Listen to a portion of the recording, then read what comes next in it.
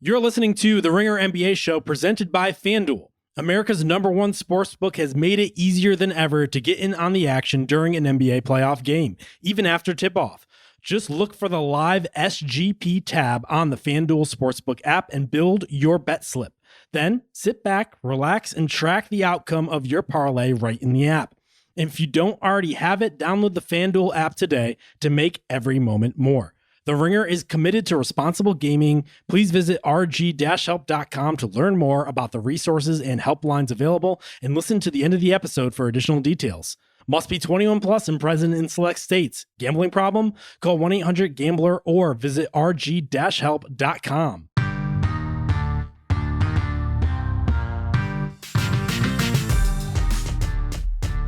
What's poppin'? Real ones. Logan Murdock here. Raja Bell there. Howard Beck in the motherfucking cut. Cliff on the boards. Victoria on the video. Guys, the playoffs have been one word. Two words. Fucking awesome. After last night, I think I'm ready to go out on a limb. And I know Howard loves when I go out on limbs, but I'm going to say this is one of the best playoffs that we've had in the last decade or so, especially in the last couple of years where the playoffs have kind of been Every series has its own storyline and has its own level of excitement, from the upsets in the Eastern Conference with the Pacers, and we're going to talk about the Knicks in a minute. But I never know what's going to happen on a night-to-night basis, and I think that transitions perfectly into the first game we're going to talk about. Nuggets Thunder, which was just cinema in all ways, shapes, and forms. And it was capped off by Aaron Gordon, three-pointer, but the game was won in the last 3 minutes. Let's get to the biggest story first, and I want to get Roger's opinion on this. The biggest story out of this is the fouling up three by the Oklahoma City Thunder, continuing to foul while they're up three in the ball game. They did that twice in the last 2 minutes, where they fouled Jokic up three. They get Jokic out of the game because he gets subbed out, and then they foul Aaron Gordon, and then gets Jokic back into the game after another stoppage of play.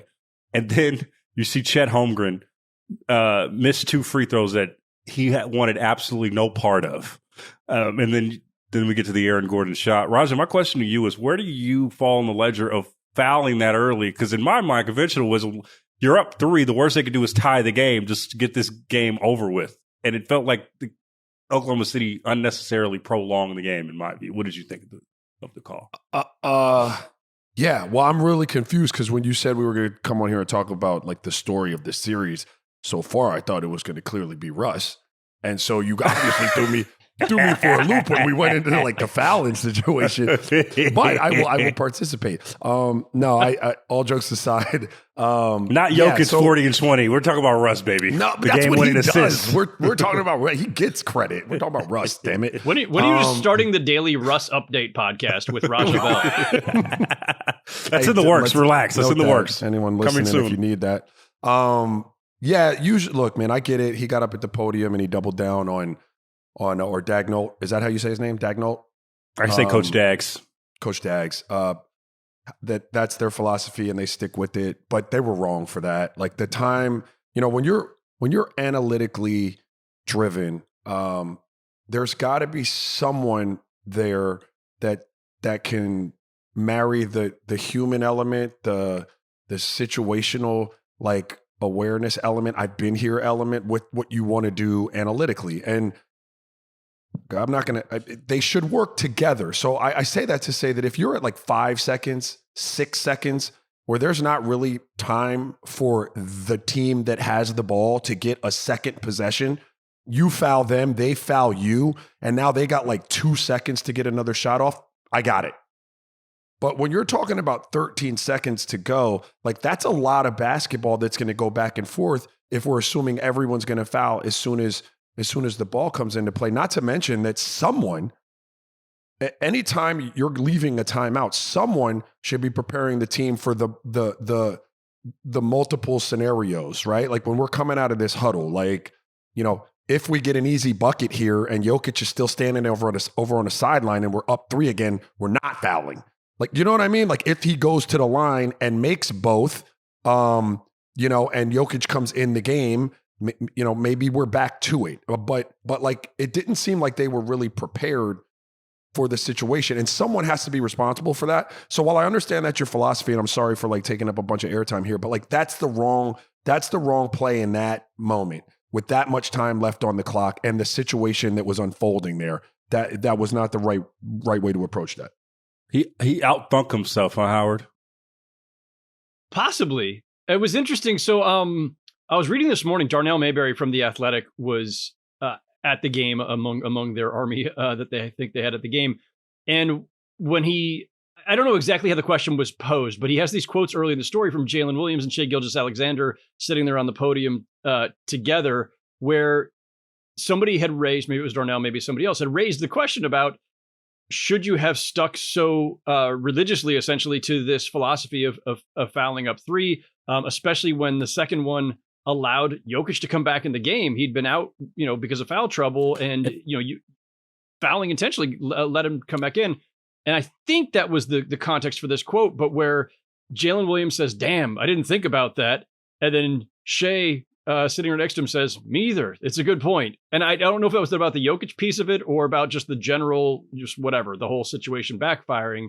But it seems clear that in real time, and by real time I mean in the immediate aftermath of the game, Dagnall might still be sticking to it and saying, like, this is just what we do, and that's just how we're always going to approach it. We're going to be consistent.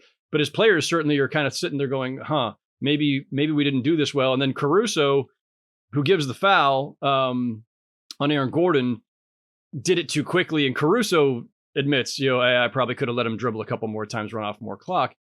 It just seems like, whatever, the pressure of the moment, the intensity of the moment, not the desperation, but it's like, it's tense. Like, you've just given away. They had 14-point lead or whatever at some point in the third. And here it is. You're just trying to hang on. And are those brain farts by the coach, by Caruso, by everybody? I don't know. I'll leave the basketball, strategizing to people who know it better than I do. But it does seem like they kind of gagged it. They totally fumbled the bag, and it speaks to, like, it's what we thought coming into the series could be an Achilles heel for them, right? Like I wrote down, like, inexperienced and unseasoned is what that seemed down the stretch of that game, right? And so again, 12 seconds to go, you're going to foul. The reason I don't like the foul there, and I'll just lay it out for you, is because they're going to shoot a quick shot. They're going to try to get a shot up because they want a chance at that offensive rebound, right? So even if they make that three, you've got the ball with a timeout in the front court with 6 seconds to go. That's a lot of time for you to get the last shot in that game. The Alex Caruso one, to me, is really inexcusable. And I would argue with anyone that says, hey, fouling and allowing them to get their best player on the court is the sound and prudent move there. But I digress. Overall, in the last quarter of that game, they had an inexperienced, unseasoned meltdown. There were multiple times that they fouled up. I don't know, was it 9 or 10 with about 3 minutes to go in the game? They were sending Denver to the free throw line over and over again. Your best friend in that situation is the clock. Mm-hmm. It's ticking. You make them work. Even if Jokic hits those tough ass shots with 7 seconds on the shot clock, you come down and take 24 off of it. And it's very, very difficult for them to win that game unless you keep stopping the clock and giving them free money, which are the free throw points. Not only did they do it in the front court to Jokic multiple times, they did that shit 90 feet from the basket at least twice. Yeah. Those are possessions that take 0 time off the clock. Yeah. They just had a meltdown. Rajan, there were so many different intricacies to the points that you're making when you talk about a veteran-led group. Like, I was looking at the clips this morning, and then you see just such veteran savvy from not only the offensive rebounds that they got, like Aaron Gordon getting like monster rebounds down the stretch and just fighting extra for the ball, but even little nuances like when Russ got the rebound and just stopped and got fouled, right? Just different things like that. And you could see that down the stretch of the game where that's where the Nuggets have the biggest advantage here, is that they've been there before. And then you can't quantify that with data and analytics, the been there before-ness. And Nuggets were so poised. I think they were down 9 with 2:43 to go. And if you're down 9 with 2:43 to go, you have to be damn near perfect down the stretch in your offensive execution. And they were that and more, Raja. Do you know what they were, Logan? You're right. But do you know what you're praying for if you're down 9 with 2:43 to go? Clock stoppages. Free throws. And free throws, yes. But that is the clock stoppage, right? Because it's just a general clock stoppage. But that's the clock stoppage you want. That's perfect. I get to the line. I get 2 uncontested shots, maybe 3, depending on the situation. And the clock is not running. So, they executed their behind off. And at the same time, Oklahoma City just showed their youth and inexperience in that moment. That game was over, essentially. Are we also... hold on. All of this is legit. Of course, but are we also in the midst of all this? Are we selling short the fact that the Denver Nuggets, defending champs, or not defending champs, but champs just 2 years ago, and who we've all written off, still have something left here? They took down the Clips. Aaron Gordon with the miracle dunk, obviously key in that series, and then Aaron Gordon with this incredible 3, and he's a capable 3-point shooter. San Jose, stand up. San Jose, stand up! Come on, thank you.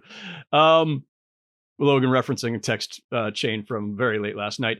No, I got a cape for my San Jose guys. There aren't that many of us around, and Aaron Gordon may literally be the only San Jose born player in the league, or San Jose native in the league. But no, tremendous moment, and the second one for Gordon, and for the Nuggets.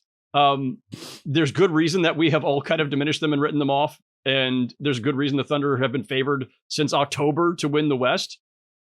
But in the midst of all of this, and parsing Dagnall's coaching and intentional fouling strategies and philosophies and analytics and everything else, we should just at least take a moment to note the fact that was an incredible comeback by the Nuggets from 14 down in the second half, and a great shot by Gordon, who now has 2 just absolute awesome plays in this postseason.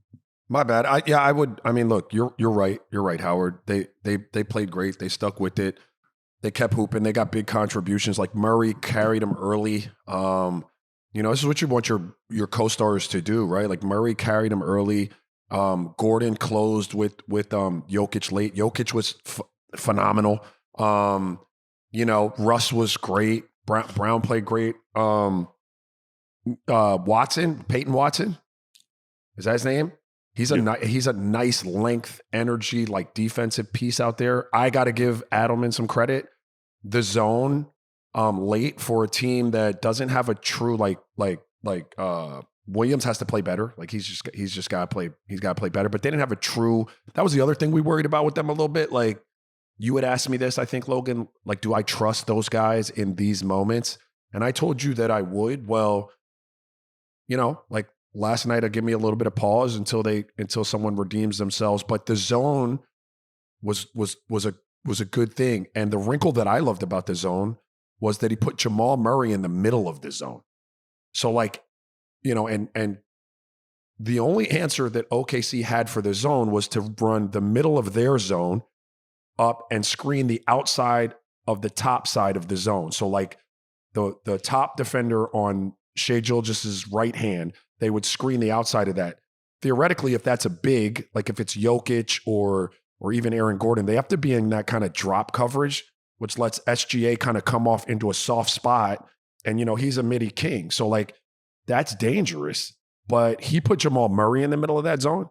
And so now Jamal is coming up with the screener, and it's essentially he's standing right there as a switch, which doesn't gain any advantage for SGA, right? And then he bumps back as the guard. I thought that was brilliant. It was a little wrinkle. I thought it was really cool. So I have to give him some credit too.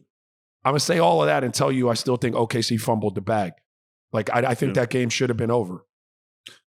And I mean, most of that I feel comes with I think Howard just talked about this, but what is the growing inevitability of a team like Denver in this sense? And despite everything that happened this season, they do have that institutional knowledge and they have that institutional just grit, right? And a lot of dudes that have been there before. And that's what scares me about this series right now. What I wouldn't be just seeing game 1, and I don't want to overreact here because Oklahoma City could very well win this series, and they're favored to win this series, and quite frankly, they should win this series. But when I saw that game, Raja, I really was like, could this be one of those series where the Nuggets teach OKC a lesson and it could be a 6-gamer instead of like this, where they do just take control of the series because they have that advantage as a veteran group, but not only a veteran group, you have a veteran group with a guy like Jokic, who we'll talk about singularly in a second, but they have that institutional knowledge that could probably beat an OKC who just hasn't been there before. Don't know what they don't know. Yeah, I mean, you could definitely make a case for that. Not just Murray, Gordon, and Jokic, but Brown, Russ has a bunch of experience. Like they have pieces over there. You could definitely make a case for that. Now, I'll just tell you this: if OKC can't at least make it competitive on the glass, that's going to be a problem for them. They were minus 20 on the damn glass last night. That's crazy work. Yeah. If Denver is able to keep the pace on the glass and take care of the ball a little better, like they gave up 23 off of turnovers last night. So like you're gifting a lot of those guys that we're worried about in bid situations offensively. You're gifting them transition points in a lot of instances because you're turning the ball over. If Denver can control that and make SGA like have to do all the work, and they don't get those others to show up, OKC, there is a huge problem in OKC. I'm fascinated. I'm just fascinated by the series already, but like that nugget right there of, when it comes to this point of the postseason, really doesn't matter what record it is, how well you're playing in a given moment. And the Nuggets seem to have a groove, not their groove back, but a groove. Howard, I want to talk about Jokic really quickly and just what this overall game means. I'm thinking about the first thing that comes to mind is obviously the MVP case, and that's already, and I don't want to relitigate that because that is already done and voted for, and we'll see what the results are at a point in time, and it kind of is what it is at this point. But is it possible for Jokic just to be the most memorable player of this season? Like, even if I don't know, that's not an award necessarily, but that is a distinction nonetheless. Well, I mean, I think our guy Bill Simmons has said at times that MVP to some extent is the guy who is the story of the season, who was the season about, and it's one of 1,000 ways we can frame the MVP discussions in real time and also sometimes retrospectively, right? And I think, look, let's put MVP to the side for a minute because it mucks up everything in terms of the way we discuss things anyway. Although, by the way, it does occur to me in the moment, and I do love chaos. If the Nuggets win this series, and Shea is almost a certainty to win MVP, right? Yeah. Bontemps' late season straw poll has not missed yet because it's the sample size of mostly the actual voters. Shea's going to win it, so it's going to be I think we're getting what other awards are due this week? Executive of the Year. So I think like next week we're probably going to get MVP and All NBA, and this series will surely still be going. And Shea's going to be announced as MVP. And are they going to be down in the series? Are they going to be on the verge of getting ousted by Jokic? Is this going to cause utter fucking mayhem with the MVP discussion all over again? Yes, of course it will. It will be hell to pay for everybody. Fine. It'll be entertaining. But that's on the table for the moment. It is only 1-0, but it's on the table for the moment. Jokic, in terms of him being the story of the season, I think when you're on a 50-win team, which is part of what tamped down his MVP support, it's hard to be the story of the season, even though what he was doing on a night-to-night basis and in totality was, as usual, historic and incredible and dominant. And there were just some absolute, just batshit crazy games and stat lines that he put up. And he had a phenomenal, first game of this series last night with, 42, 22, and 6. And including a couple of block shots, and against a front court that presumably was put together to try to slow him down. That was the point of the exercise of getting Hartenstein. So to your question, Logan, I'll put it this way. If the Nuggets win this series, turning the MVP discussion on its head, making us reassess the Nuggets entirely, making us wonder once more, well, man, if Malone and Calvin Booth were so bad at their jobs, why are the Nuggets going back to the conference finals with the team that Calvin Booth presided over and that Malone was coaching up until 2 weeks ago? Is Roger sending emails to the podcast now? Is he doing it? Are you doing the sending the ghost emails to the pod? But it's for just whatever narrative purposes, discussion purposes, just fun to consider purposes.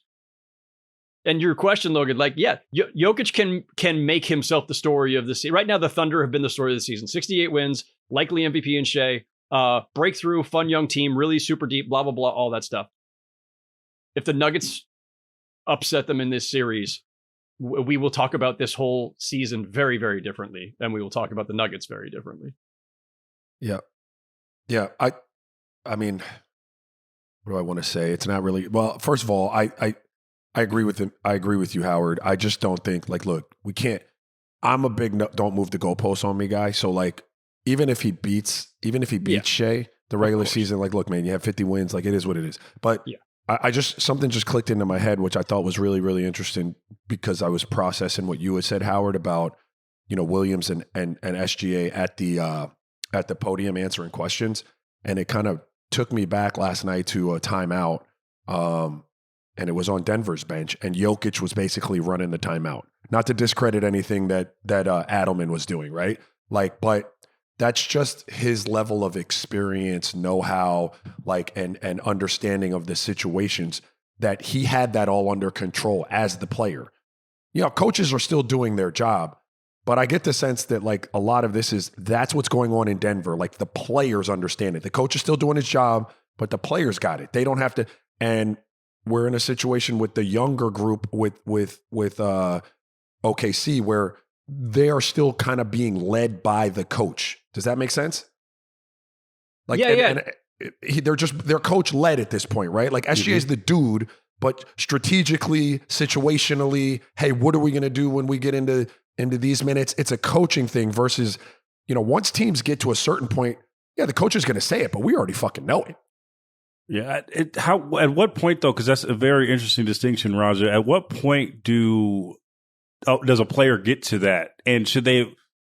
Because I feel like if I look at Minnesota, for instance, I feel like Ant has more of a command on the offense where that quote just wouldn't come out of Minnesota. Whereas here, SGA maybe I don't know if it speaks to, and I'm speculating if it speaks to his passiveness or what, but it's definitely a distinction that is interesting. Do you think that SGA needs to learn to get to that point? Or what does that say about the team if they're so coach led? Because in the NBA, it's usually a partnership. Yeah, I think that just speaks to being less seasoned and less experienced, in the moments. I don't have the stats in front of me, but Jokic has been doing this a long time and has been deep into the playoffs multiple times. He's a champion. So, that just comes with those experiences. I think to some degree, the fact that they ran up and fouled immediately and Caruso was like, man, I should have they do know what they want to do as a team, right? Otherwise, he doesn't run up there and do that right away. That speaks to yo, we understand what we want to do, but situational awareness is a whole nother thing, right? And understanding the nuances of being in situation with 12 seconds versus 5 seconds. And all of those come into play once you've been in those situations before and you've experienced them, and you can start to shape your understanding of what we do to produce wins versus what we do that created losses. We've all seen moments where LeBron, there was the almost infamous one, LeBron overruling David Blatt or whatever, right? But forget that particular one, but LeBron and Blatt, LeBron and Ty Lue, LeBron and whoever he's with at a given moment. Kobe was at this level and Jordan was at this level, and so many of the all-time greats where you have the ability to push back at the coach or just make the very emphatic suggestion in the moment, or have the moment like you were referring to, Raja, with Jokic on the bench being really demonstrative and really this is what we got to do. I couldn't hear the exact details of what he was doing, but it was clear he's getting his guys together, getting them on the same page. And when you have a little bit more cachet, when you've been the guy for a while, Shea's about to probably get his first MVP, and maybe they will win a championship and maybe they won't. But this time next year, Shea's going to have a different presence and a different just mental bank of memories, of experiences, of things they've done and not done and whatever. He will be different probably then. Like he's clearly a forceful personality and has imprinted himself on that team. So yeah, at a different moment in his career and his timeline, he may be doing the same thing that we're talking about with Jokic and that we've seen again with Kobe, Michael, LeBron, whoever, where you're saying, hold up. We need to not foul right away in this context. And you don't specifically have to say, remember Dad, that you time tripping. Chill, respectfully, chill. Yeah, exactly. Okay.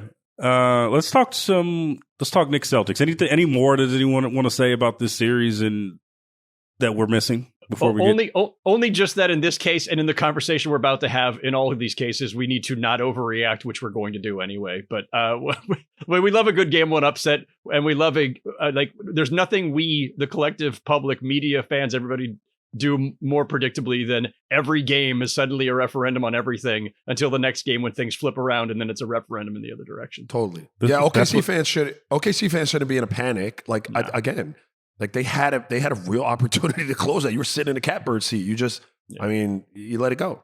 Sitting in the catbird seat. That's a bar. That's a Roger Bell bar, bro. That's one of the old dudes. To God.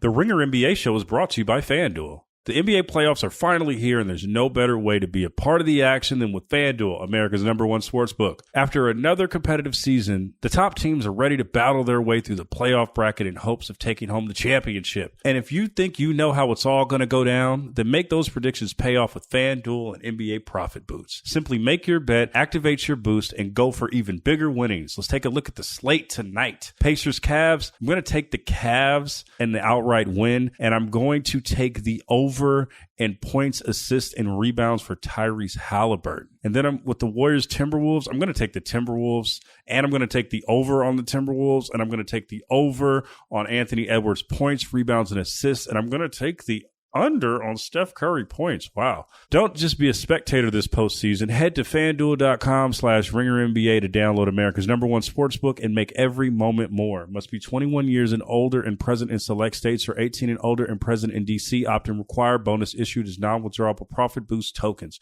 Restrictions apply, including any token expiration and max wager amount. See terms at sportsbook.fanduel.com. Gambling problem? Call 1-800-GAMBLER or visit rg-help.com. Okay, let's talk Knicks-Celtics. Raja, when you hear 19 of 20 shots in the third quarter are three-pointers, what comes to mind? 45 missed threes. What comes to mind, sir? Like yeah, man. I mean, look, I want to be fair to them. I don't want to be the dude that completely overreacts to it, but like it suggests that you just thought, like, because you were the Celtics and you were the, reigning champs and you beat them every time you played them this year, that the game was over and you just took your foot off the gas. That's what you did. Like, you just came out and you thought it was cake. You thought it was cute, and you kind of fell asleep at the wheel in the third quarter. And before you knew it, they were on your neck. I mean, that's what it speaks to. I mean, that's outrageous. It's asinine, acid 10, acid 11, acid 12, acid 13, maybe acid 14, 15. One thing that Chuck said, though, post-game that I want to get Raj's point on, and then Howard's, he said that no team in the modern NBA has a plan B of action when there's no adjustments, right? I think that was maybe an oversimplification, but in this case, I think it really was a good point to the Celtics, where it seems like they're going to triple down on three-pointers for better or worse. We've seen that over the last few seasons, how that's bit them in the ass. It was very jarring watching the Celtics down the stretch of that game because the lane was so wide open. You have Tatum on Cat, who, by the way, we're going to talk about his defense in a minute, which was but you have the lane wide open and you just won't take it, and you keep shooting yourself out of rhythm. When you hear the Plan B argument, what do you think about that in the modern NBA? Or is that just a Celtics thing over the last few years? Yeah, I think that's more a Celtics thing. I kind of feel what he's saying. I think that's a roster construction, the way guys are taught to play now kind of conversation. Like, I think what he's referencing, and Shaq usually references this because, of what he was able to accomplish and who he was, is that like, if those aren't going down, we got to pummel, we got to try to pummel the paint and get grimy in there. But like, there are not a ton of those guys anymore. So I think organically, you're not going to have as many teams that can switch from the kind of pace and space and shooting threes to like, let's go down on the block and get dirty, just because the amount of guys that can do that don't exist.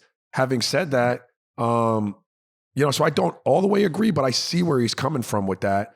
There are teams that can do it though. Like Denver's one of those teams that can do that.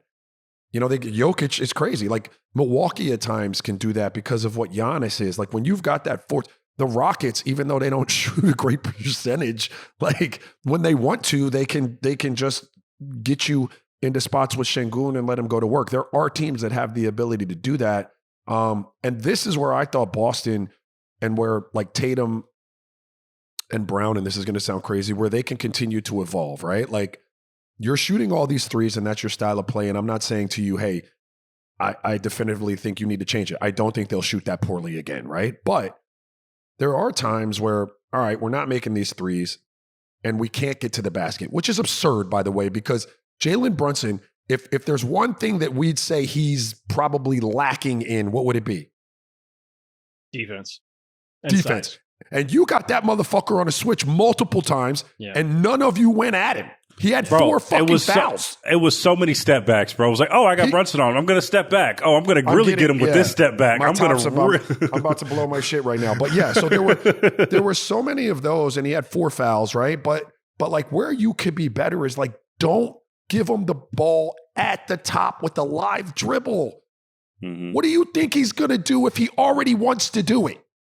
Like, if he already wants to shoot the step back and you give him the ball at the top of the fucking key where there's a help defender on the right side and a help defender on the left side and Jalen Brunson's in front of him, what do you think he's going to do most of the time? He's going to shoot a step back. Get them, to Shaq's point, in an area of the floor below the free throw line, whether that's, on the block or you got a pop to catch and you're, roughly 15 feet away, and make them work mid-post. Make them work somewhere that gets them to the rim. You have to do that for them. Like, and also, to be fair though, Raja, Porzingis was out of the game. Who would theoretically be the one to punish them, right? Because they were dealing. I think their only big was Al Horford, and Al Horford's like 87 years old, and I don't think he's posting up and controlling the game. But like, I think there's also another anecdote. Just go to the cup. Like, just go to the cup. Be aggressive. Yeah. But listen, Jalen Brunson, I mean, again, this is why I found it like a Jalen Brown tried to get to the cup. Like he had a tough move. It was a tough miss late with the left hand. He thought he got fouled and he ran into the support. Like I'm not arguing whether that was a foul or not, but I liked the play. Like your head down, getting on top of the rim. He does it for me like in a more timely way than Tatum does sometimes. Right now, you might say to me it's because he couldn't throw it in the ocean last night, and that might be true. But like he was putting his head down sometimes and going, Jason Tatum couldn't get by Brunson. He tried multiple times and then he gets to the step back. So that's why I'm saying when I see that, I have to do something. There's got to be something, and maybe this is what Shaq's alluding to, plan B from a coaching perspective, dog. Where I'm getting them touches isn't working right now. So do I have anything to get these remarkable offensive players, because they are remarkable, touches in another area that might be more advantageous for us? And that was lacking last night. It's interesting the last couple of years under Mazzulla, where the 3-point discussion is just a constant thing, all the way through them winning the championship a year ago. And I think to an extent, when you win it, it's like, you know what? Like, what are we going to question now? They seem over-reliant on it. Mazzulla seems, for a guy who in so many other ways seems like very old school in his approach. Like he's obviously a younger coach. He is of this age, and of this era. But like he is all in on the 3-point philosophy, and they've got guys who can make a ton of them. And it's not that they're just living and dying with the three. Like it's oversimplified. I don't want to sound like Chuck and Shaq, who are still trying to live in the 90s most of the time. Like this is the NBA today, and yes, you can win games. Even teams that are not as great can win games sometimes just by drowning you in threes, right? But that's not what the Celtics do. They do take a lot of them. They do make a lot of them, And they absolutely have the ability to beat you in other ways, but it is intrinsic to their success is volume 3-point shooting. It's possible for that to run away from you. And I think in that third quarter where 19 of their 20 shots were from three, like, all right, you've lost the plot a little bit, especially when you do have other ways of beating this Knicks team. On the Knicks side of it, again, I'll do a quick pivot here to give credit to the team that just pulled the upset, as we did with the Western Conference game too. Like, Brunson, decent game, but not one of his most dominant games. 0 for 4 in overtime, but like OG Anunoby shot the lights out. Mikal Bridges didn't have a great shooting game, but like 7 assists. Rips the ball away from Jalen Brown on that last play of overtime. Oh my God, that was so G. That was some gangster shit. Timely 3 out of the corner, big 3 out of the corner. Yeah. Like the Knicks just made plays when they had to, which is kind of the story of their team, right? Like they're not the most dominant, they're not the most talented or the deepest. But man, they got guys who just like bust their asses through every second of the shot clock on every play down to the wire, and they'll pull out stuff like this. The Celtics should absolutely still be favored in the series, and I don't think we're going to see a repeat of last night. And they did gag up a 20-point lead. And I don't know how much of that, like, again, like these things go hand in hand psychologically, right? You're up 20. Maybe you feel more comfortable just being like drifting into threes instead of like being aggressively attacking, right? Raj is nodding his head. Like these things kind of go hand in hand. Yeah, I think the other thing though, real quick, Raj, that I observed about the Celtics is I don't think this is 100% thing, but in the playoffs, occasionally they get soft, man. Like, you've seen that against Miami in some ways, but like if you punch the Celtics in the mouth and you get aggressive and you play that game, I think in some games you can get them. Like I saw that down the stretch of last night where they did get a little soft, and Howard mentioned the rip away of Miles Bridges in the final game, in the final possession. But overall, I continue to see this with the Celtics where they get into they don't get aggressive, and then by extension, when they shoot those threes, they just inherently just get softer and softer. And a team like New York can take advantage of that. I don't necessarily enough to win the series, but definitely get the Celtics on their toes and get their antennas up. The Celtics, I mean, they're tough. Don't get that twisted, but they don't project tough, right? Like they don't give tough. So like the Knicks have more dudes like that strike you as like hard hat, get it out the mud. Josh Hart flying around like 5 offensive rebounds at 6'5" against like monstrous human beings. Like they've got more guys that feel like hard hat type of guys. So that's why, that's why you can't, if you're the Celtics, you can't get in that type of game with them necessarily. Like you are the Ferrari to their like off-road vehicle. You want to play this game like out on the highway, dog. They're like an 03 Hummer, bro. You don't want to be off-roading with these cats, right? And that's what the off-road in this would be like, staying in tight ball games down into the fourth quarter where you got, the best closer in the game on the other team.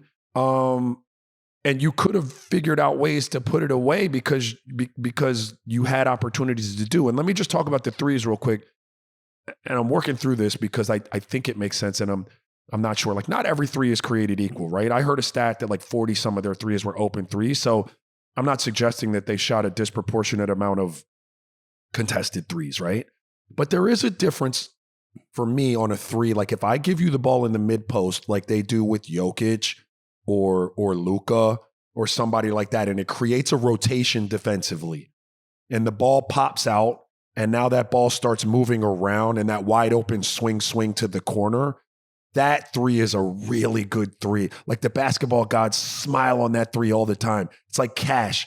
I was sitting watching the game last night with Ty, and like Ty's a young hooper, and I'm trying to teach him as we're watching and see what he's thinking about stuff, and the seas go cold. And there's like one play, I think it was it Jalen or was it might have been Jalen. Somebody just said, might have been Drew Holiday. Fuck it. They put their head down and they drove the ball. No real plan. There was nothing there except he pulled a miraculous pass out of his ass across the baseline like baseline drive, baseline drift, and the basketball gods smiled on that corner three, cash. There's a difference between the seeking of the rim that creates a three and just the random wide open three. And the reason I say that is because if you're seeking the rim, there's always an opportunity to finish at the rim. Mm-hmm. You might get gifted the layup in a few of those instances just out of your aggression and your bullheadedness. I'm getting and at also this rim. seeing the ball going into the basket is huge for NBA players. Just seeing it go in. Yep. Not just players, but teams, Logan. It allows us to get another team into foul trouble in instances if we continue to put pressure on the rim. And so I do think that while they might have shot wide open threes, I think there are other ways to create threes that you have to continue to play around with when you're finding that your original method of seeking threes isn't bearing fruit. And that's just the way I feel about it. God damn it, that was beautiful, Raja. That was awesome. No, I mean, I thank you, but I think it's real. You dig what I'm saying, right? Like I do. We're gonna just cast around like, okay, we're gonna run this light action at the top. We're gonna get a but that's what I mean, soft though, Raja. That's what I mean when I'm saying like the Celtics get into this too pretty type of mentality, right? Where it's just like, oh, we're gonna.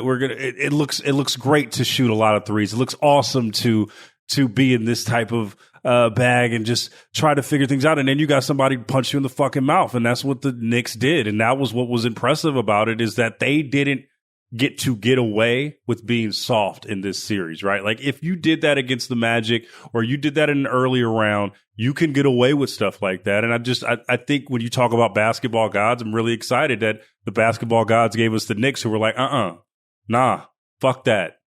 You're going to have to earn this. And you're going to have to earn this series. They went out and got Anunoby, and Bridges, Joshua. Like they got them for this type of stuff, right? For the Celtics, right? Yeah, or sure. They got them for these games. Like we got guys that can guard your wings. Anunoby was phenomenal, by the way. Having said that, they weren't a great defensive team all year. Like they hung their hat on offense. Yeah. Right. And so all I'm saying is like, all right, let's say that boom, they're going to spring to life defensively, and Adenobi's like locking down Jalen Brown, and we've got Tatum under control. But when we get that switch, and we get Brunson, it's got to be Luka-ish. Like when Minnesota got Luka, what'd they do? Attack. When they got him on the switch, what'd they do? Did they settle for threes? Fuck no. I'm going to the cup. They got downhill. And the Celtics need to take the same approach. Look, dog, like we're going to shoot all these threes. I got it. But if I get that motherfucker on this switch, we are going at that. What is this Knicks team showing you, Howard? You know, it's funny because Raja just mentioned it. For the season, it's not like they were a great defensive team. I think they were maybe middle of the pack. And they kind of inverted from last year where it was like defense great, offense okay. And then this year, largely because of the changes that they made, right? They lost Hartenstein to free agency. They make the trade for Cat. They make the trade for Bridges, who's supposed to prop up their defense or bolster their defense. But Bridges, I don't think was great defensively for much of the season. And, around the Nets, he wasn't considered to exactly be the same defensive player before that trade. But it's the postseason, and they've got another gear. And that tends to be the case. And you kind of expect with a Tibbs team, it's going to be the case. This is they've shown their griminess over and over again. So I don't think we should be shocked. But yeah, this is why you got Bridges. You wanted to pair him with Anunoby, and the two of them plus Hart gives you, three guys who can all defend multiple positions, who are known in Anunoby's case, known for elite defense. In Bridges' case, known at times for being a top shelf defender. And in Hart's case, just known for like busting his ass regardless. It shows up in moments like this, right? And that's the thing. Like the Knicks, they were kind of hanging their hat on offense this year. But Cat, as we'll get to, I think, here in a second, Cat was all over the map in the first round. He was kind of he was fine last night. But it's not like he's dominating offensively. Like they're kind of having to revert back to when Tatum gets matched up on Cat defensively or vice versa, a little tear comes down my eye.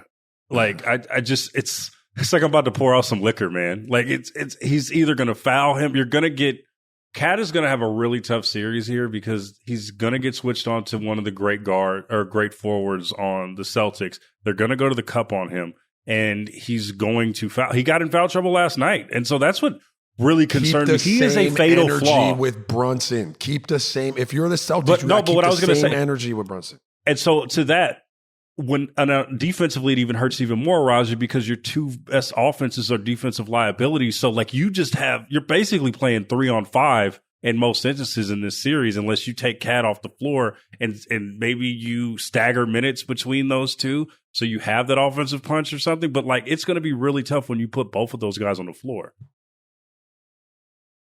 Unless the Celtics shoot 60 fucking threes.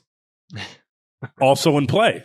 I mean, but no, I mean, I didn't mean to. Sorry, Howard. I know you probably finished your point there. Like, no, I'm good. I'm good. I just look the Celtics. The Knicks are a very interesting team in that they don't. I don't think you would look at them if I was on, and maybe I'm wrong. Again, I'm not on a roster clearly, but I don't think there's someone I would look at going into a series and be like, oh shit, this is all right. I just wouldn't, like, especially if I was on a team like the Celtics. Obviously, it's going to depend on the level of team I'm playing on, right? But if I were the Celtics, I would not feel that way. The problem is if you get into that street fight with them, if you're off-roading with them, if you are getting it into their wheelhouse in terms of griminess and pace and your shot selection, it allows them to live in a way that gets you to a point late in the game where, look, that little dude is, and I don't mean to, I mean, he's probably 6'2", I don't know him, but he looks little, probably like I did on TV. It is unconscious what he does late in games. It doesn't matter if he's 3 for 17 up until that point, or 12 of 14. It doesn't matter. When that thing comes down late, that Joker bakes big buckets. And if you don't have a dude on your squad that does it like he does, and there are very few that do, it puts you in a really, really messed up spot. It gets real scary real quick. So they don't look like much maybe early, but if you let them hang out and drag you into that kind of game, and then he got the ball late, time to worry. Man, it's so great watching Brunson. He's like a Hooper's Hooper. He's like the Fife dog of the NBA, where he just, you could tell he was watching the Better Basketball DVDs. He is, what I'm talking about, Robert. And he was doing all the dribbling drills. He bought the fucking scammy ass shoes that had the extra sole on the bottom to make you dunk. Strength shoes. You know what I mean? It's but you see all of that in the fundamentally sound play that he has, and just how calm he is down the stretch, right, of games. Like we were talking about, remember that Lakers Knicks game at Crypto earlier this season? The game he got injured. Before that, the types of shots he was making. Brunson is so incredible. And I didn't have a point other than that, but just to say that I think Brunson is incredible. I mean, he could have won this in regulation. Like, that was a very makeable shot. That was a great play. He got a It was great a difficult, look. but it was a very difficult shot, but because it was Brunson, we're like, that's probably going in. Yeah. It's funny too, because like, if you think about it, like he smiled after the buzzer there. He never smiles. Like, that dude shows no emotion on the court, like in either direction. He is as stoic as it gets among stars. Although I guess I should make an exception here, given that they're playing against Jason Tatum, who is about as emotionless and stoic as it gets too. But like, that's a person. Jason Tatum's a person. He's not a robot. The AI generated robot. I cannot confirm. But Brunson like the expression rarely cracks. You can't read anything into what that dude is feeling or thinking in a game. And that was a good look he got. Tough-ish shot, definitely what he could make. And they could have ended it right there in regulation. And it was interesting just seeing him smile after that. Cause like even in wins, you rarely see that dude crack a smile. Yeah. It's going to be it's going to be interesting. And look, here's the deal. Do I think the Celtics are going to do that again? Shooting the ball? Absolutely not. Right. So from that perspective, I still feel like the Celtics are in control of this and will win this. Having said that, the Knicks did not play great. Like, they did not play great. Like, so like if I'm looking at it from the other side, like Brunson didn't play great. I mean, Anunoby did, but like Cat didn't play great. Like there were a lot of things that you could point to suggest like they just got a dub in a game that they didn't play very well. So like it's really gonna be interesting. Welcome back to Pack Watch with Jomi, who is ready to make you feel worse about your team than you already do. What is up, real ones? You know who it be. Jomi back with another Pack Watch. And I know I had to say goodbye to my Lakers last time, but this time I have the great pleasure of packing up the Clippers, baby. Here's the thing. This is not new. We are neither new to this or untrue to this. This is standard practice. Every single year, we are told that the Clippers are the next new thing, baby. This is their time. This is their year. And guess what? They go out and embarrass it in the playoffs. That's just what they do. That's who they are, right? There's always a little bit of different stuff. Ooh, maybe a James Harden choke. You know, used to be Paul George, the whole thing. This meant something to me. Okay, as somebody who's been sick of the bumping of the Clipper drum, the fact that we are finally here, we can finally put to rest the Clippers championship aspirations. Oh, my chest. I feel like a weight is lifted off my shoulders, ladies and gentlemen. That means something to me. James Harden, I know what you are. You're a playoff choker. Enough is enough. Kawhi, brother. Might be time to go home and be a family man. Right? This whole thing reeks. It might be like eternal Pack Watch. It might be cooked for a minute. But it makes me happy inside. Really? That's all that matters. And that was Jomi Adeniran with the Pack Watch. Let's do 10 minutes really quickly on Warriors Wolves real quick. What's your favorite storyline going into this, Roger? Like, what do you want to see? There's so many there. What is the thing that you're like, this is what I'm here to watch? I mean, the soap opera stuff, like the You're not petty, Roger. You don't get into that such like. I mean, petty waters. I could tell you that I want to watch, Draymond and Rudy. I want to see. There are things that I want to see, but I think what's going to be the most interesting to me is going to be two things. How do Minnesota, how do they approach Steph in terms of continuing the physicality that Houston brought to the table? Is that their game plan? Do they think, okay, Steph didn't have a phenomenal series. He had phenomenal moments in the series, but like for large stretches, it was proving to be like fruitful, right? Like, is that, and then how does Golden State deal with the size and the length of Minnesota? Like, how do they counter that? I think those would be the two things I'm looking for in the series. Howard, me and you talked about this pre-pod offline yesterday.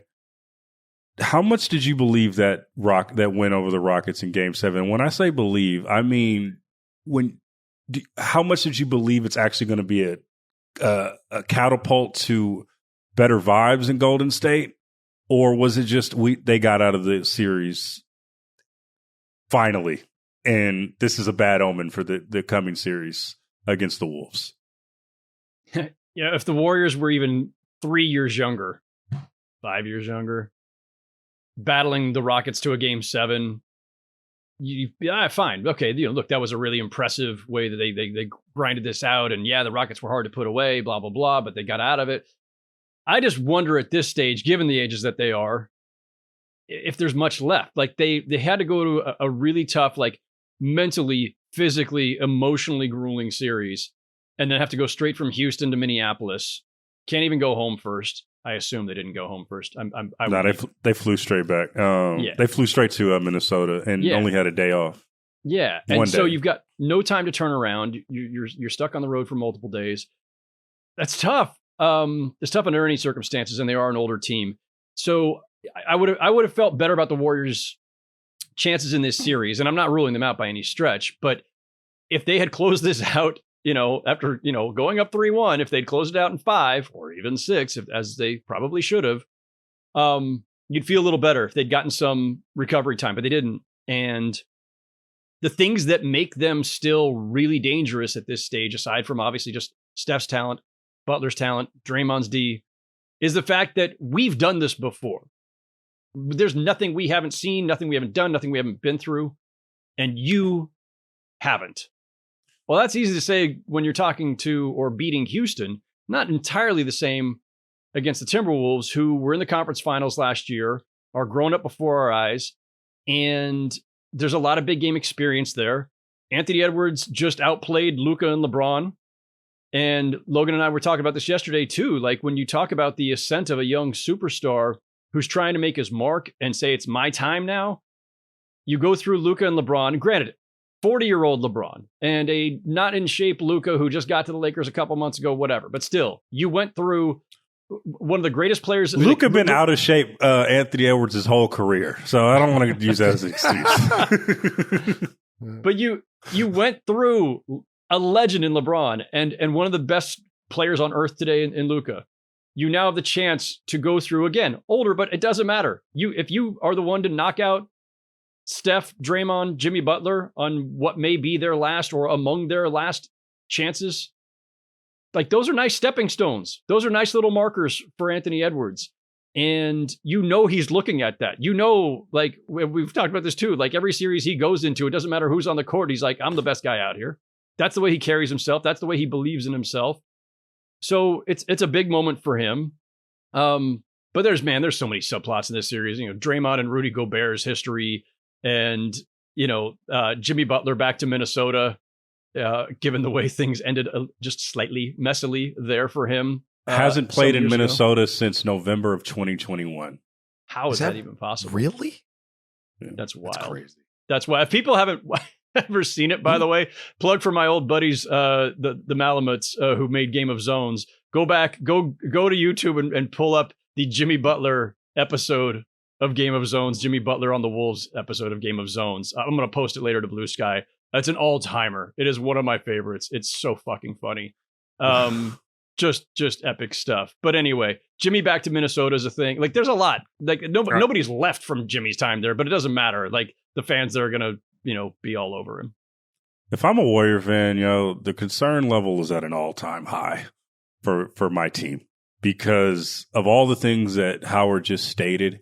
And there's also, we didn't talk about this, but like the Draymond factor, like, he has not been good over the last couple of weeks. I mean, just from the flagrants to the defense, they're actually starting him at the 5 right now, Raja, every game, which shows you like how bad the length is with Golden State. I want to believe that they can pull this out just because, like, I've seen them do this before. But man, that game 7 against Houston, it was like, it didn't make me feel like, oh yeah, this is great. And they tried to like manufacture some like excitement. I think Draymond got caught on television saying, surprise, surprise. And it's like, actually, you didn't surprise anybody. That you were doing what you were supposed to do way too late. And I just don't see it with this Warriors team. And I could be proved wrong, but I feel like this Minnesota team just is on a mission, and Ant has just become a different dude. I think this maybe goes in 5 or 6 for Minnesota, Rob. I could definitely see that. I could see 5 or 6 for Minnesota. I could see more 6 than 5, I think. I think, if I'm being fair, for the reasons you just kind of said. There's just pedigree and DNA and pride that would always give Golden State at least a slight puncher's chance, in my opinion, right? Like, I would never rule them all the way out to get steamrolled, except, like I said, not all 3-pointers are created equal. Not all 7-game series are created equal. And the one they just came out of was a football-like 7-game series. It was physical. There were collisions. There were targetings. We said at the onset they were going to get their ass kicked no matter what. No matter what. They were destined. If that thing lasted and stretched, it was going to be punitive. It was going to cost them at some point. And I would agree with you. You're going to start to see it. Like, Houston didn't get to reap the benefit of it, but I think Minnesota will get to reap some of the benefit of the investment made by Houston. Yeah, there were a lot of games that I saw in that Houston series where it was like, why are the Rockets up 15 right now? They should be up 15 right now. And Yeah, they just could put it in a hole at times. yeah, and I think at those times where we say why the times we were asking why aren't the Rockets up, the Minnesota Timberwolves will actually be up 15. You know, so we'll see what happens, man. I'm really excited for this series. Let's get to the motherfucking mailbag. Cliff, question for you. After you're a big SZA fan like me and Victoria, do you think that listening to SZA would make you want to commit a flagrant foul? Wait, why would it make me want to commit a flagrant foul? SZA's so peaceful and nice, dancing around stage. Draymond said that prancing. he listened to SZA before Game 7 and immediately. Wait, what? Wait, Draymond foul. credited Did you not? SZA Did you for his crash out? not hear this? Did you not hear this? No. He didn't credit for the crash out. What he said was, man, throughout the series, I was listening to a lot of Pac, a lot of checkout time, a lot of just hardcore music. And then before Game 7, he listened to SZA and 90s R&B and still got a flagrant foul. So I'm asking you, in your pickup games, could you think you could commit a flagrant foul while listening to the century voice of our beloved Lana? Man, if Draymond don't stop the BS, man, just know that that's just base level Draymond. He's going to do whatever he wants to do. It don't matter who he's listening. Bro, you can listen to Beethoven and he'll crash out and foul somebody. Like, it does not matter who he's listening to. Like, Draymond is that crazy, yo. But y'all want to get to a mailbag question here? Let's do it. All right, this is cool. I'm reading this for the first time. So, Kawhi Truth from Tommy Statler. That time, y'all see Uncle walking down them Spotify hallways. Can you remind me him while he's wearing his Clippers shirtsy, sipping his Lakers haterade, that Kawhi Leonard is 0-2 versus Jamal Murray, most overrated player since a Vince Carter Instagram reel? Tommy Statler. Is there any truth to that? Wait, what? Is he saying Kawhi's overrated? Yeah, he said Kawhi's 0-2 versus Jamal Murray. Do we want to have the Kawhi discussion right now, Howard? Kawhi won 2 Finals MVPs. What are we doing? Like, yeah, but what are we doing? He's older. He's hey, if you're going to make the case to be an injuries. asshole, if you were to make the case that he, be an asshole about it, you could say, that Finals MVP was guarding a guy that, scored average 30 on 50 and 40 in the series. So, this, or you could bring up the injuries. You could bring up the, the choke that just happened right here. There's a lot of, if you wanted to hate on Kawhi, it's a very easy case to do it. That's all I'm saying. If you wanted to, in which case, if you want to, you're kind of a dick. So what we're really saying here.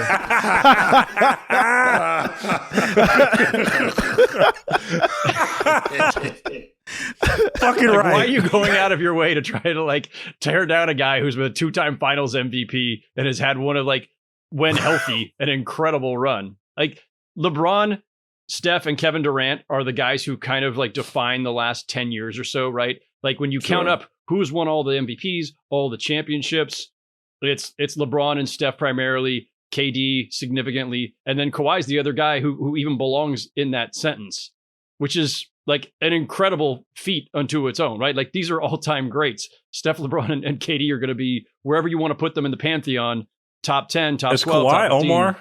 Kawhi Omar? Yo, it's Kawhi shot Omar. down in his prime? It's Kawhi Omar. You want to get to the second question here? Let's do it. Is it time to take the overpaid label off Mikal Bridges? This is from Ernesto Ortiz.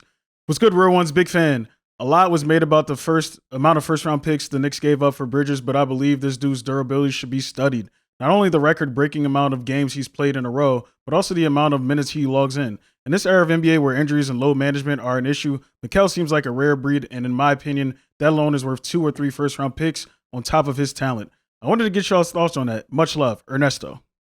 Go ahead, Howard. Yeah, Howard. Yeah. You got it, buddy. I don't think anybody doubted at the time that the Knicks made the trade for Mikal Bridges that he was worth getting. That at his best, he's a really valuable player. Partially for his defense, partially for I think his ball handling, playmaking, whatever. He's a good, versatile player.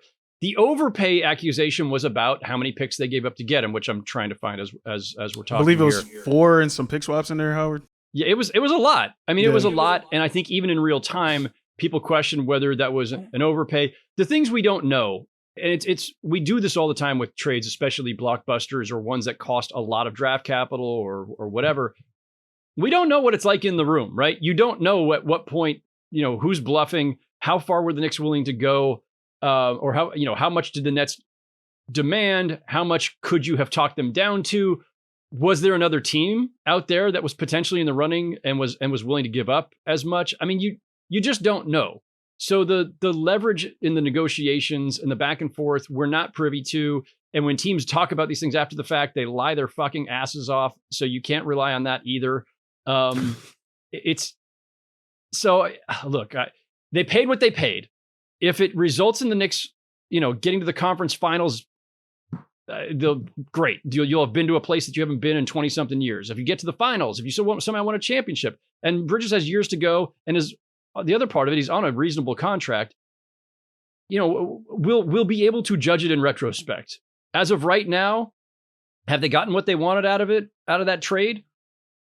By and large, yes, I would say. And with many games to go here potentially and years to go. So it's too soon to know for sure how to judge that. The only question really is, could you have gotten him for less? How much less? And again, if we're not in the room, it's hard to judge that. Boom. That was great, huh? Roger? Also, Howard, I don't know. Fantastic. I don't know if Jalen Brunson takes that pay cut too if it isn't for Mikal Bridges to go over to the Knicks. Which is his man. So, final one. This is from Chris Thomas. Watching Amen Thompson doing what he did in the third quarter, my friends tried to ask, what is his comp? I said T-Mac without a jumper. What do you guys think his ceiling is? And is there a player who Amen reminds you of? Can I? Okay, I will say one. Go ahead.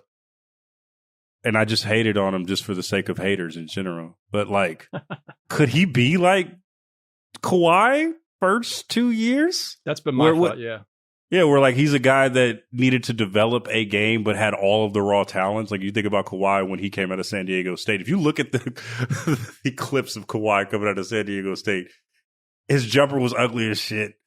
He could rebound his ass off it. He could play in transition, and those were the two tentpole things that you needed to be able to do. I think if Amen is able to develop an offensive game and work really, really hard over the summers, the next 3 or 4 summers, and develop that game, I think Kawhi is a good comp. Yes and no. I only like it because Kawhi turned into something offensively that you really didn't see early. But I think he's more polished Amen at this point than Kawhi was. That's fair. I think he's more polished if that's even possible because he doesn't really shoot it. But he's really, really slick with that ball, and once he's in the lane and in transition, and some of his finishes are crazy, man. I actually, it's gonna be really fun. It's gonna be really fun to see because I don't hate Kawhi, right? Kawhi still played even when he played at his best, it was a really mechanical looking game. You know what I mean? It was brilliant, but it was really kind of stiff and mechanical. When he hit shit crazy shots, but this dude's way more he's got way more flow to him when he moves, and his burst is crazy. I'm trying to think, man. I don't know. I don't have a good one, man. That would be T-Mac D Rose-ish. I'm trying to put together a package of people who he moves he's a little bit of Vince, a little bit of D Rose, a little bit of T-Mac when you see him kind of coming down when he's comfortable and confident. I don't know. I'd have to think about that longer. I don't hate Kawhi, but I do think he's got a more flow to his game, more Bro, did you see that move that he made in the lane in Game 7 where he had the ball up on his right ear and then got that shit through 3 defenders and flicked it on the other side for a layup? Unreal. It was nuts. Unreal. Is that the one that he went behind the back on? He kind of skipped through and went behind the back with it and then was that shit's unreal, bro. It's fucking crazy, man. His hit. Also, look, that cat ceiling, I know what it's going to sound like. If that cat can skill up and has the type of skill transformation that Kawhi had, he fuck around and be the best player in the NBA. Ooh, that's why he's honestly because Kawhi became almost unguardable, from with shooting and mid-post. If you put that with what that cat has physically and the length and stuff, he could be. That's Zach and I had this discussion yesterday on his pod about like Amen is the guy who, like, he's the one guy on that roster, I think, who is absolutely untouchable, right? Like can't trade him. Cannot question do about it. Yeah. Wait, I mean, what about Şengün though? Trade Şengün in a heartbeat. Yo, I'm real quick. I'm sorry. Go ahead. I'll get your point, but I just need to do a rant on Şengün, man. Can this dude just finish around the rim in an important moment, please? You're gonna hurt Michael Pina's feelings, Logan. His feelings have been hurt enough this season. He'll be fine. He's used to it. He just don't make bad decisions. But geez, every time I saw Şengün miss a shot, if you took a shot every time Şengün missed a point blank shot, you'd be as drunk as Raja on a Friday night right now. No. It was Saturday night this weekend, but touche. Touche. What do you got? This is my son's 18th birthday party, bro. We were living life. Howard, I want to hear what you want to say. Funniest thing ever was the fucking live show. And when Roz is like, I don't know if I want to take tequila, man. I don't know if I want to do it. And then 30 seconds later, fuck it. Let's go. Peer pressure is a mofo, man. What? I'm interested, Howard. What were you guys talking about in regards to just that, like, Amen's upside is so crazy high. And now listen, like, we talked about this in the context of, like, do the Rockets make the move now? Do you chill and just let these guys keep growing? When do you do the all-in move? When do you consolidate? Because they've got a lot of really interesting young players and they've got all those Suns picks. Like, when do you do the consolidation trade? And like this summer, there's a lot of guys who could potentially be available, and you don't do it for just any of them if you do it at all. But, like, you know, and if it's KD, there's qualifiers because short window because of his age. If it's Book, who, like, you know, the Suns insist to the end of time they're never going to trade Devin Booker. But if Devin Booker's available, okay, there's a different consideration there. You've got a longer window. And then there's Giannis, two-time MVP, 30, 31 years old, whatever, plenty of dominant years left. Is Amen Thompson still untouchable in that scenario? Like, it gets interesting, right? But he's the one guy, and it's in all due respect to Alperen Şengün, who's a very good player, and definitely was overmatched in this series against, you know, Draymond. Couldn't do anything against him, but Draymond's Draymond, and it's Şengün's first time in the playoffs. Give the guy a little bit of grace. Although I did declare yesterday on Zach's pod that Julius Randle's a better player at this stage than Şengün, which he is. How you gonna tell me to not break Pena's heart and then you go ahead and do it yourself? Don't trust me. We've been texting this morning again because of all this. So I just think that Thompson, the first guy I thought of earlier this season, Logan, was exactly the same, Kawhi, and not because they feel identical, but there's a little bit of build, like a little bit of like strength and length, and like Kawhi's got that huge upper body, and I don't remember if it was quite as powerful in his earlier years, if he built that along the way. But Amen Thompson has that combination. Like, he's explosive as hell, like the Vince Carter reference that Raja just made. Like, that's that part of it, I think, is that explosiveness and the finishing. But yeah, he's already a defensive beast, one of the best in the NBA, and the offense is already ahead of, I agree with Raja, already ahead of where it was at this stage for Kawhi. The potential for him to develop all of that, the 3-point shot, the feel for the game that allows you to be a great facilitator and passer, like, it could all come. And if it does, the guy's going to be in MVP discussions for a lot of his career. And that's the kind of guy you don't want to trade at this stage. And that's why it gets really interesting if Giannis ends up available and if there are discussions there, because if you're the Bucks, that's the first dude you're asking for. Oh, those Suns picks, those are really nice. That's great. By the way, Amen Thompson, we're not doing it without him. And then if you're Rafael Stone, it's like, we'll give you Jalen Green and Alperen Şengün. You want Atari Eason? Like, it gets you want Jabari Smith Jr. instead? Yeah.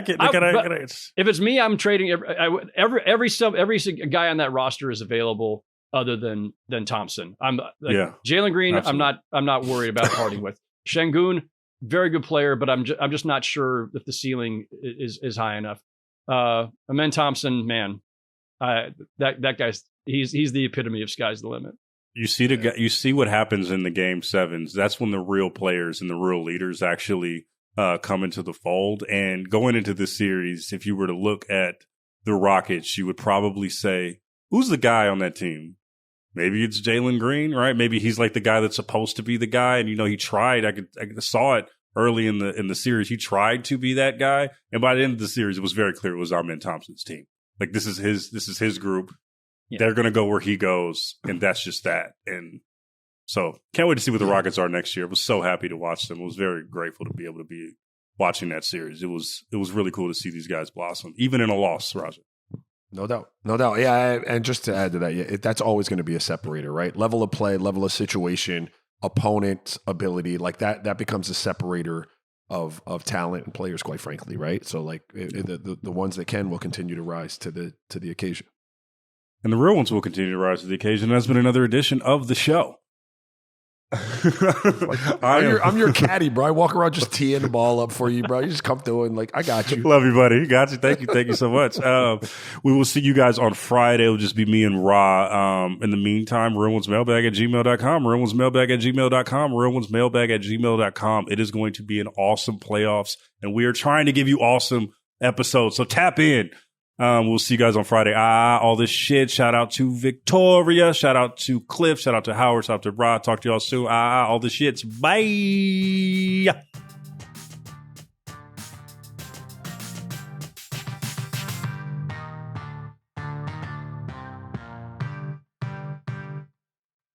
Must be 21 years and older and present in select states. For Kansas, in affiliation with Kansas Star Casino. Or 18 and older and present in D.C. Gambling problem? Call 1-800-GAMBLING or visit rghelp.com. Call 1-888-789-7777 or visit ccpg.org/chat in Connecticut or visit mdgamblinghelp.org in Maryland. Hope is here. Visit gamblinghelplinema.org or call 1-800-327-5050 for 24/7 support in Massachusetts or call 1-877-8-HOPE-NY or text HOPE-NY in New York.